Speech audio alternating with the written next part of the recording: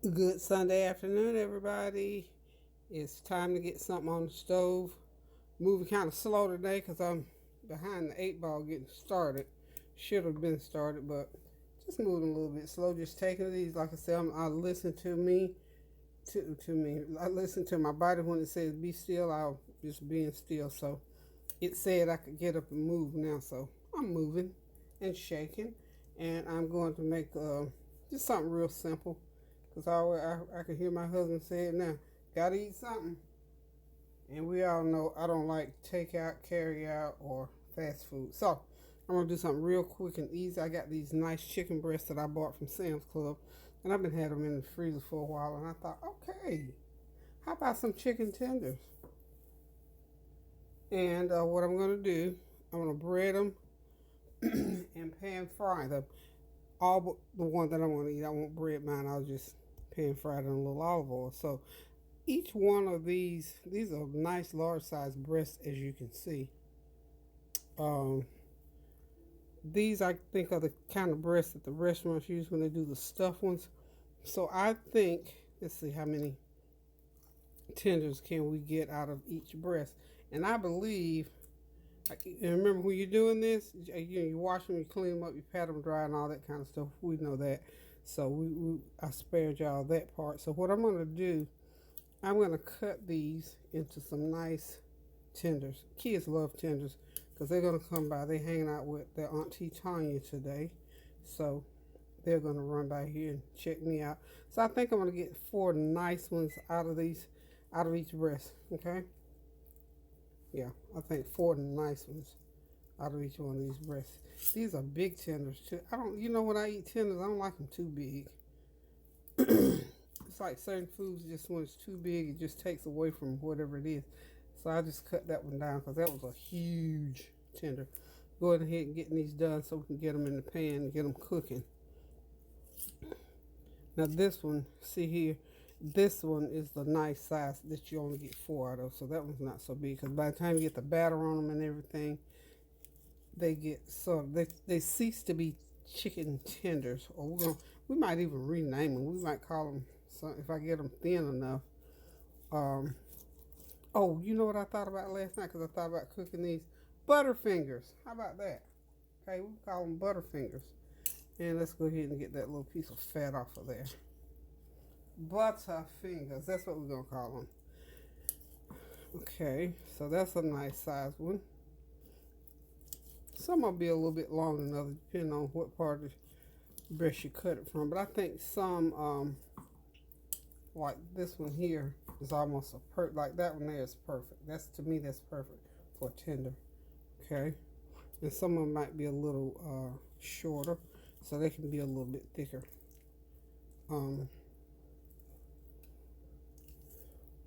You need a nice filleting knife because I think that's basically what you're doing to these to me. You're sort of filleting them. And I'm right here on my countertop, y'all, so I don't need a cutting board. I know y'all trying to some people trying to figure out, well, why did she use the cutting board? Well, this is my cutting board. It's my countertop. It's my cutting board. It's nice, sanitized, and durable. For years and years and years, until I got this countertop, I always wanted something. I can't find something you can just cut on and use all at the same time without having to have a cutting board. I don't like cutting boards. Me and cutting boards just have never got along well.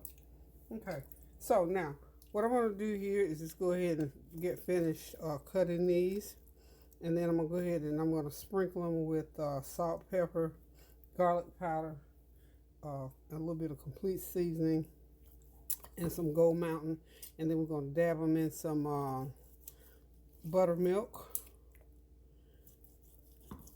roll in some flour, drop them in and pan, not deep fry. I don't deep fry. I like mine pan fried. Pan fried.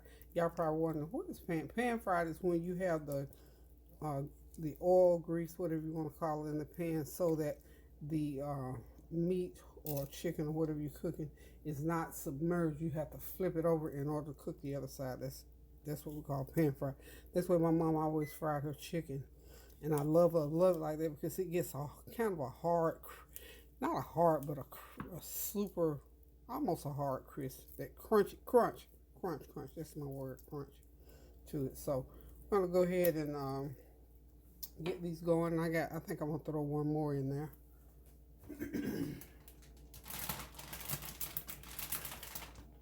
Probably should fry the whole thing because all the boys come. Lord, they'll stand there and eat 10 before you can blink here. And then also, I am cooking some lima beans and some rice to go with this meal. And I got some leftover mac and cheese I'm going to heat up. So we'll have that. So we'll have a 3 or 4 course meal here. Main thing that I'm cooking today obviously is the chicken tenders. Okay, so I think I got enough of those going, and we're gonna go ahead and get them seasoned up so that the flavor can go through them for a few minutes. Y'all excuse me, I gotta check my rice over here on the other side.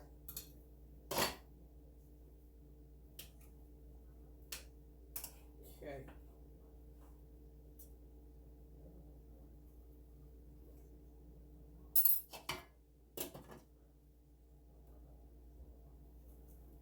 Y'all know I always do seasoned rice.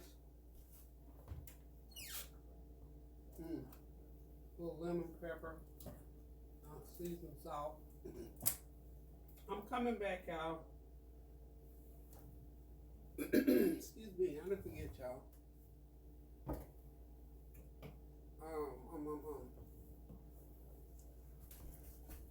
Okay. One of the things that I'm going to do that I forgot to do, meant to do earlier,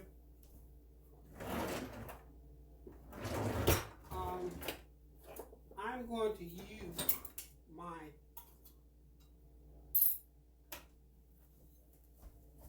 meat tenderizer just so that the seasoning goes through them really, really good.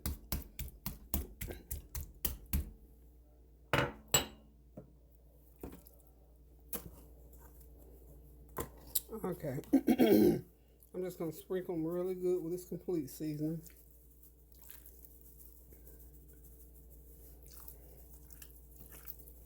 Except, excuse me, something getting, I had a pan on over there. As Tony can see, it's kind of sooty.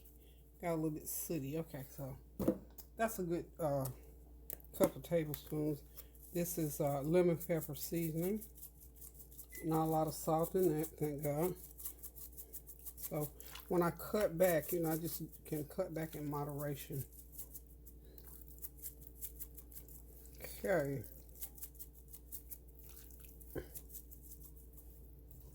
Okay.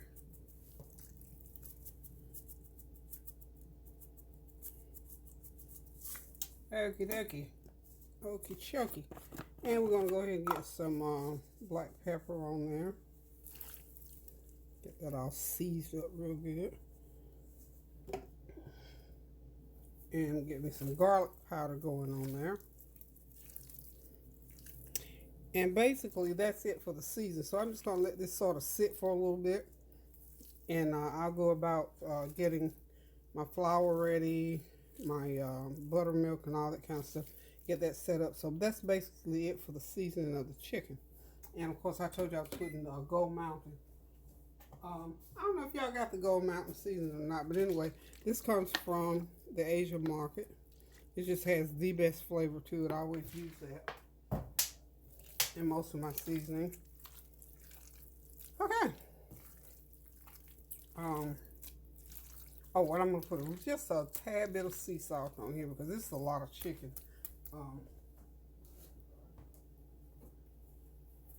This is about a teaspoon of sea salt, and you know what? That this is about 5-6 pounds of chicken breast. So this is a small amount of salt for 5 pounds. So what I'm doing is just cutting back and giving folk used to, not trying to deprave or dictate anybody's palate, but just to get them, kind of cut them back to me a little bit. How about that? Trying to be their watchdog on the down low. Grown folk do what grown folk do, just like I do. Okay. Alrighty then. So now everything is all seasoned up. And I'm just going to take my mallet here, and as I beat them up like that a little bit, just to get that seasoning through them. And that makes them real nice and tender, because you know chicken can be tough too, or it can be it's kind of solid. You know, I like mine sort of when you bite into it, it almost like not melt in your mouth, but you know, just not be so solid. Like, cause you know the breast meat is very lean. There's no oil in the breast meat, so you have to make sure that you have a means of tenderizing it. At least I do anyway. Okay, so we're just gonna beat them just like that, like I said, to get that seasoning all the way through them, and make sure they're nice and tender, like tenders, chicken tenders. We like chicken tenders. This, like I said, there's a lot of tenders. So we get these going. These are almost like those Supremes, but these are, I think these are probably bigger than the Supremes. Probably got 25 of them here. Yeah, 5 times 6 and 4, 24, 25, yeah, 25 of them. Okay.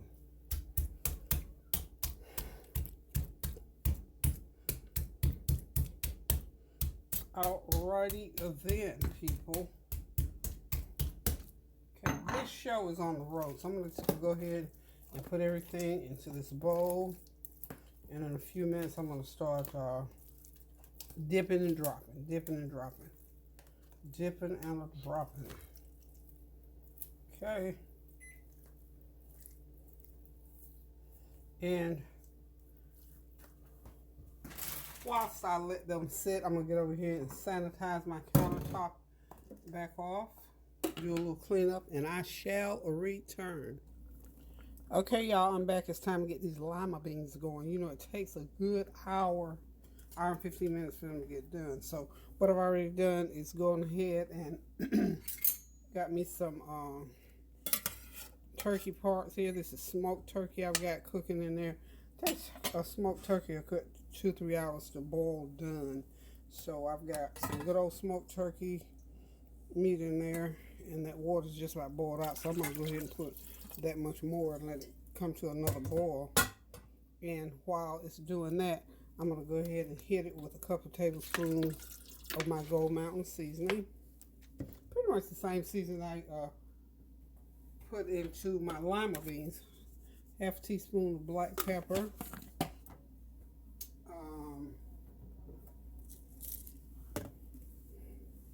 About a fourth of a teaspoon of garlic powder.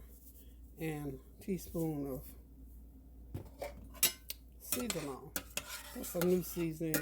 Well, it's not new, it's a new brand name. So the base has adopted, I think it's All American or something like All Freedom. Well, let me say it right. I don't want to be saying the name of it wrong. It's called Freedom's Choice. That's what it's called. Okay. So what I'm going to do, of course, y'all know I'm still a Food Lion girl, so food. These are Food Lion lima beans. Food Lion lima beans. And these are £1.12, almost a 2-pound bag. So what I'm going to do is cook a bag and a half, which will give me like about 3.5 pounds. I think that'll be enough for my crew. And then that'll give me some leftovers for the rest of the week. So I'll eat some lima beans with some salsa. Y'all know these lima beans and salsa, honey, will do it for me. It'll be a meal. I love it. And that's one bag. And then this is half of another bag. So that's going to be a gracious plenty. And we're just going to put those on. Just put the lid on them. And let them cook. It's gonna, like I said, it'll take another hour and a half for them to get nice and tender and get a little thick gravy going on them. And I need to put a couple. I have some Food Lion minced onion, so I'm gonna go ahead and put me about a teaspoon of minced onion in there. A little minced onion. Good. Well, a couple teaspoons of minced onions, and then I'm going to put a little bit of olive oil in there. Just for a little extra added. A couple tablespoons of olive oil. And that's going to do it. That's in place of all that butter I used to put in the past. How about that? You know, well, there's a will, there's a way, y'all. So I have to still make it tasty for me as well. So those lima beans are ready to get going. So I'm just going to cover them. When they come to a boil, I'm going to leave them on high. When they come to a real good boil, then I'll turn the heat down and let them continue to cook. So got the lima beans on, and of course y'all know I got the rice already over here. This is my good old pot of seasoned rice, and all this is this is 4 cups of water, 2 cups of rice, a teaspoon of garlic powder, teaspoon of onion, minced onions, half teaspoon of black pepper, and a 1/4 of a cup of olive oil, and a half a teaspoon of sea salt. Mix that all up together. Oh, and I did put a half a stick of butter in there. I won't be eating but a spoonful of that. So that's how I make my seasoned rice in this case, okay?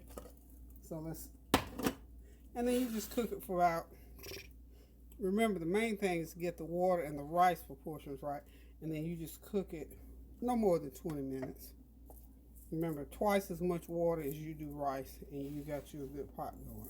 Okay, so now I'm getting ready to get my mixtures ready for my chicken batter. Let's get my stirring spoon back over here. So what I'm going to do, okay, got my little container here. You know, before I get started with that too, the other thing I'm going to do is go ahead and get my lima beans into the freezer. Okay, y'all, I'm just not abandoning y'all. I just want to get these lima beans off the counter. Y'all know I have limited counter space, so I need all space I can get. So I need to get these lima beans off the counter and into the freezer. So I got my pan over here on the stove already, waiting for me to get everything ready to go into it. So I'm going to start out by putting half a teaspoon of salt in my pan. Not my pan, but my container. A teaspoon of garlic powder. And we're going to put just a little bit of a couple squirts of Gold Mountain. And this is just to make the buttermilk. I don't have buttermilk, so I'm going to have to make some buttermilk. So the way I make my buttermilk is just simple. Now, here goes another thing. Here goes, that's about a good 2 cups of milk. It's probably too much, but that's okay. We want to make sure we have enough. So that's going to be my buttermilk for dipping the chicken, because I take the chicken and let's get it back here. Okay, I'll dip the chicken into the milk, and then into the flour. I'll batter it real good into the flour. So what's going to make that milk, and guess what kind of milk I got, y'all? Y'all know I told y'all I started using almond milk. I love almond milk, just the plain one. I don't like the flavored ones. I like the plain one. This is a little bit of lemon pepper I'm putting into that mixture. And now I'm going to put some lemon juice in there. That'll, hopefully it's going to curdle it. We'll find out.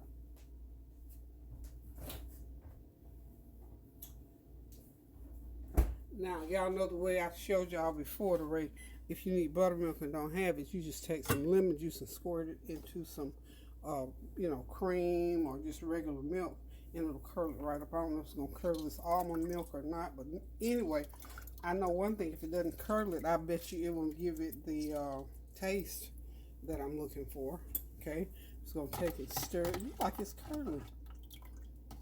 I don't know, honey, if almond milk responds to lemon juice like well, it's thickening. It's like it's getting, maybe it did. Maybe it did the trick. Let's see. Got the flavor.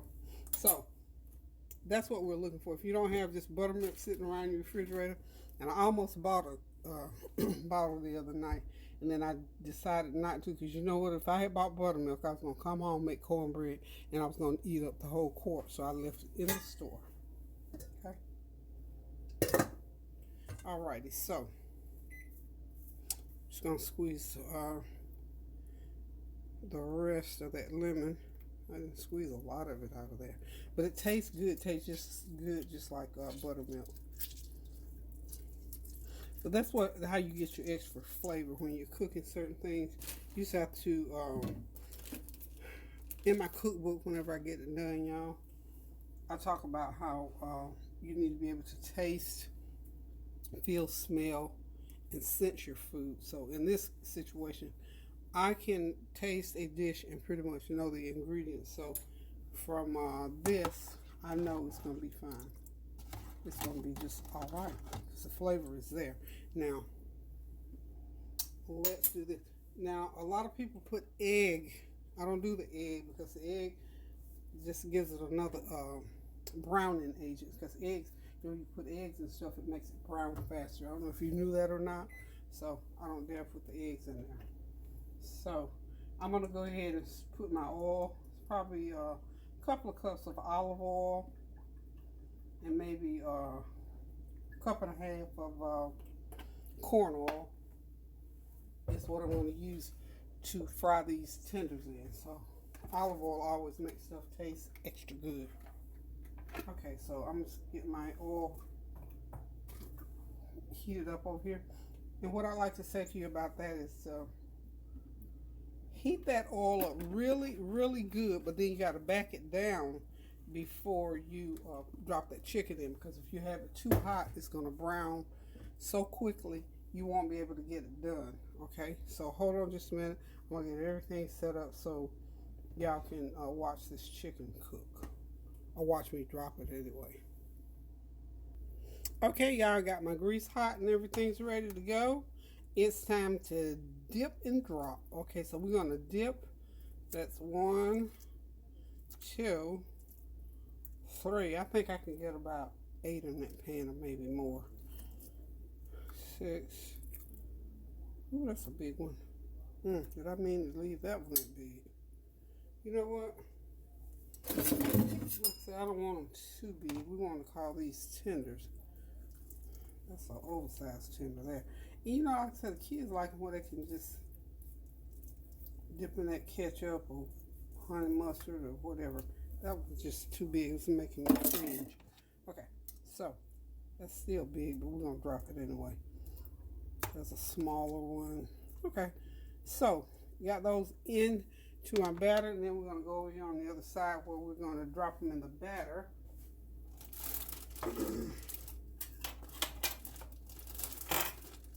Well, I'll tell you what I'm going to do. Just going to get that out of my way. And this is just my self-rising flour. I'm just going to simply take them out of the flour. I'm sorry. Just drop them into the flour like so.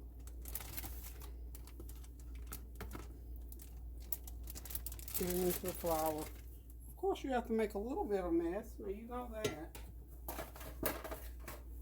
So, my paper towel, wipe that off the stove. Okay, so we're going to get all these into the flour. The last one. Okay, once we get them into the flour,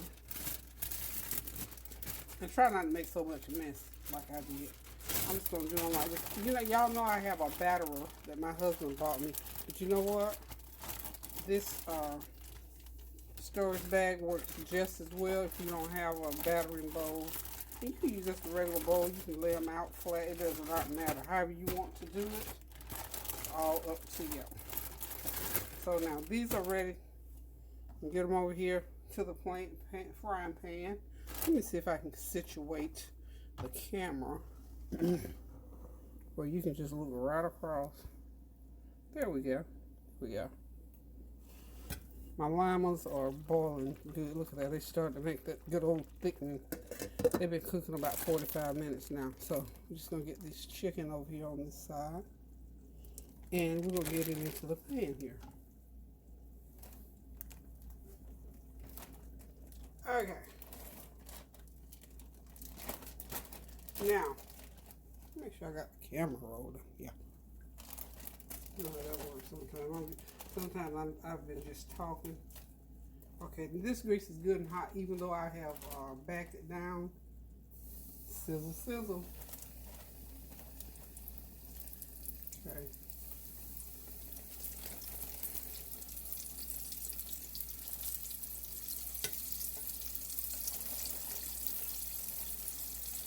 If you knock the excess off of your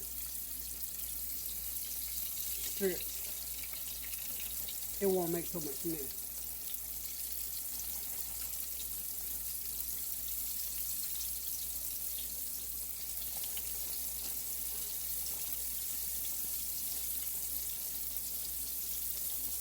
And these are going to cook about 4 minutes on each side.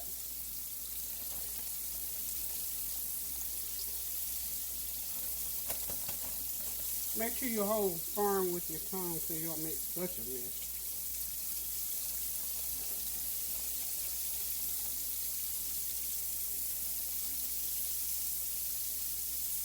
Okay. Move that one. Drop it right in there.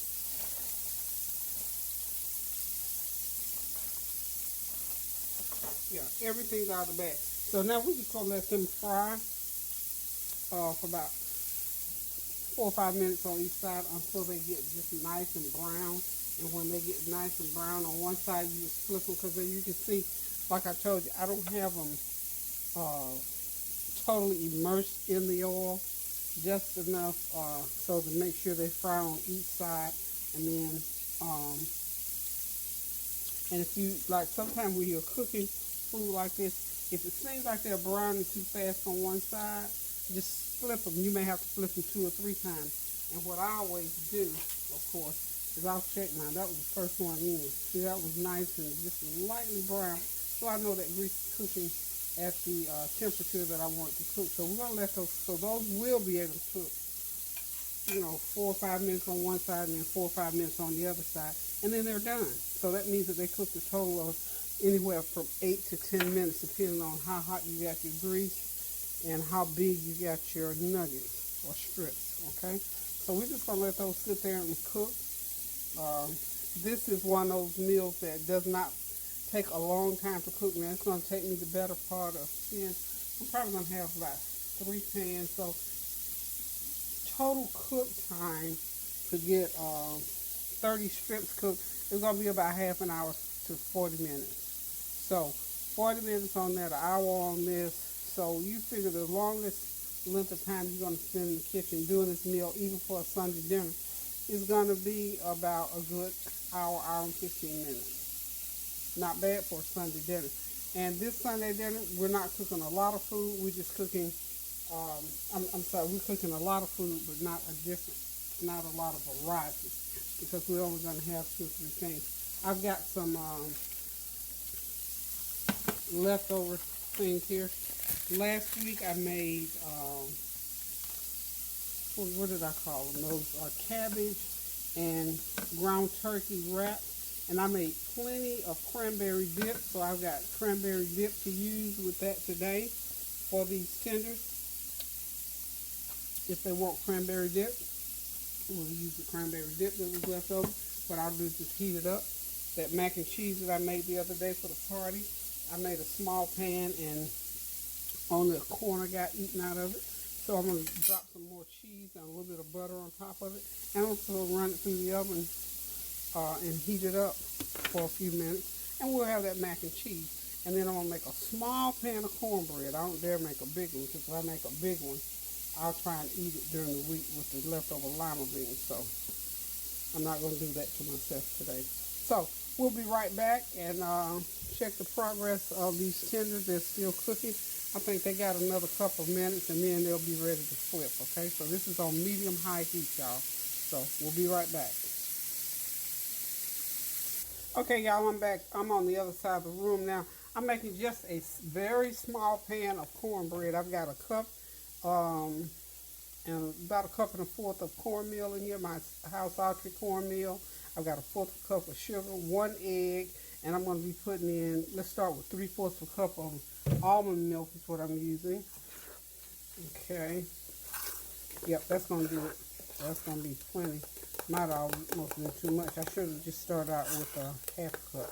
But that's okay. Because you know, as you sit, it'll thicken. And also, in here I got to put my cooking oil in there. I want to put a fourth of a cup of corn oil in there. You have to have the oil in there. Okay.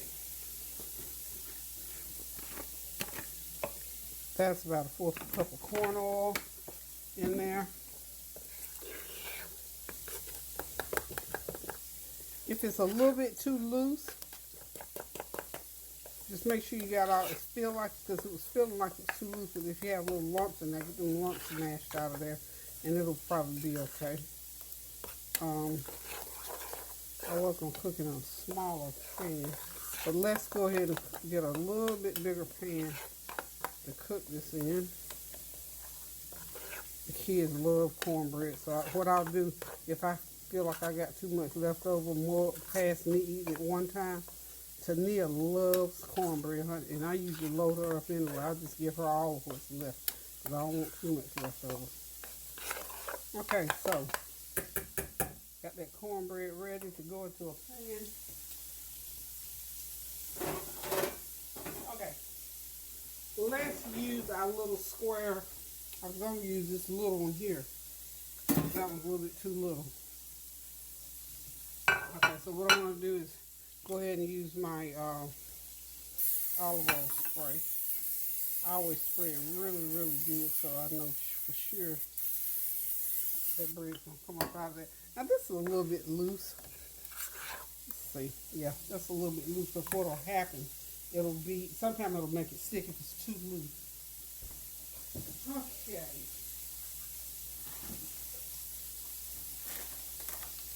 Probably another couple of tablespoons of that house archery in there. So this is going to bump it up to a cup and a half of that house archery. Yep, might as well get rid of the rest of that. It was almost gone anyway. So for the amount of milk I poured in there, I really needed a cup and a half. Okay. And you know, you can make this cornbread according to the label. Just I add, sometimes I add an extra egg into it. Sometimes, now that I had to put that, and I am going to have to put another egg because I put more cornmeal. Because I like my cornbread nice. I just like a certain texture. Okay, on the other side of the room, y'all, it's time to flip these tenders.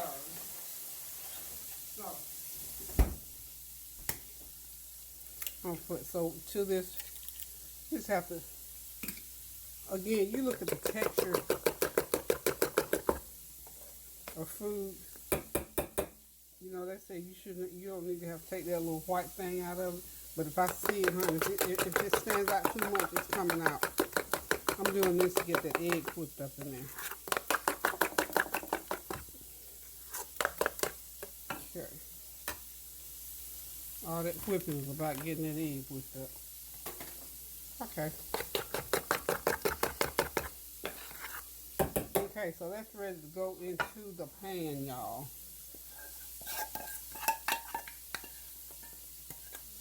So, you know, it's going to bake for about 25 minutes. Okay, so the cornbread is ready. I'm just going to leave it sitting there, and we're going to go over here to the other side of the room because it's time to turn these tenders. And they have cooked more than just 5 minutes, so I needed about 6 minutes for them on each side. Let's put the camera back where it was and lift it up a little bit. Y'all can see. Okay, yeah, here we go. Time to flip the tenders. Perfect. So, they cooked for 9 minutes. These are kind of thick. It's probably why, I guess. I don't know. But they're already thick. Now, even the second one, just, you know, when I was a little bit tardy getting in, these are ready to just turn. They're beautiful brown. Okay. Now, because they have cooked that long on that one side, I'm not going to cook them that long. I'm not, because that'll be 20 minutes almost. I'm going to only cook these about 4 minutes on the flip side because I don't want them all dried out. They'll be nice and brown because the grease is hot. I'm going to up that grease just a little bit, and that will make them get brown a little bit quicker. Because we can't cook them 20 minutes now. This is not a 20-minute meal. This is not a whole piece of chicken with bones in it. So remember that. Sometimes it just works out that way. Just remember to adjust, okay? So we're going to stir in these limas to see if I need more water. If you know, limas will dry out on you. Yeah, they smelling and looking good. I'll probably have to add a little bit more water before it's over. They got about another 20, 25 minutes to cook. By the time, and I'll let them cook on through the time that I'm doing the chicken tenders anyway. But in another 20 minutes, they'll probably be just about ready. Taste it when they are. Need a little bit more seasoning in them. I'll take care of that in a minute. But we're going to let those tenders go ahead and continue to cook while I go over here and got the cornbread done. And what I'll let y'all watch me do now is make some lemonade. So hold on. Okay, y'all, here we go. I'm making some raspberry lemonade drink for today. And I will show you. I use the raspberry tea mix, 4C. I bought it from Food Lion. It makes 28 quarts. And I'm using Country Time lemonade. This is what I always do my brown sugar lemonade. And with the same way I do the lemonade, I always do all my drink with the brown sugar. 2 cups of lemonade mix, 1 cup of raspberry tea mix, and 1 cup of brown sugar. It's gonna make 1 gallon. And what I do is put in my super giant size mixing cup.